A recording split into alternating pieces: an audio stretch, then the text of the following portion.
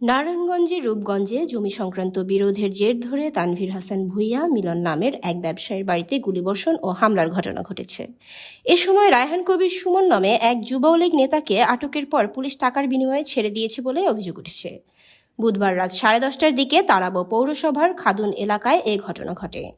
এ ঘটনায় ভুক্তভোগী তানভীর হাসান মিলন বাদী হয়ে রূপগঞ্জ থানায় অভিযোগ দায়ের করেন। বৃহস্পতিবার দুপুরে রূপগঞ্জ প্রেস ক্লাবে সংবাদ সম্মেলনে ভুক্তভোগীরা এ অভিযোগ জানান। মোবাইল নিল, টাকা পয়সা নিল, স্বর্ণপণ্য সব নিচ্ছে এবং মেশিনগুলো পর্যন্ত নিয়ে যেতেছে। আমি একটা ছোট ব্যবসায়ী।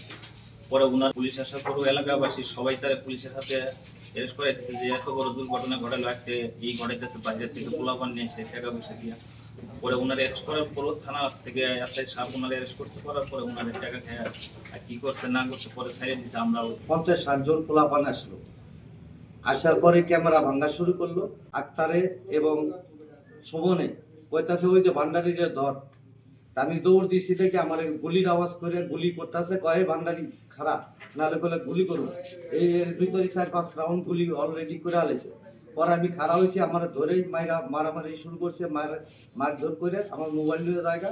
পরে আমার নিয়ে যা সুমনের ক্লাব রুমের মধ্যে নিয়ে যা আমার তালা মেরে থুয়ে দেয়।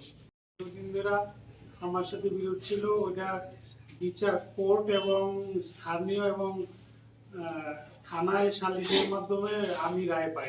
থানা আমাকে জায়গাটা বুঝাই দেয়, ওই মর্মে আমি ভোগ দখল করে আসছি।